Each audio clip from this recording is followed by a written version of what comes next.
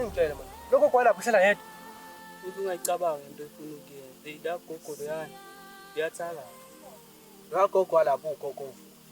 Ngihlaka khona idakagwazo isibhobo zimbulala akangazi kahle mina. Hey bathi mfana wami lesichitho. Nje angizonazisa ukuthi lapha kwaNxumalo aseyathathwa manga sesikhona isangoma. Kahle wena mfana kaZwide wena. Wawuthwasapho wena. Mawufika lapha kuloya mama. Fika uzocela uxolo uyaxolisa kakhulu. Ngoba insizwa behlangene nje izolo ebusuku uyobheka lesela. Wena ubukuphi?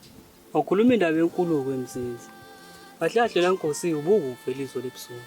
Kodwa phela ndoda ayivamisile ukuthi izenzakalele lento. Ngiyaye kuba umuntu oloyiwe ngoba nakhe edla inkukhu zabantu.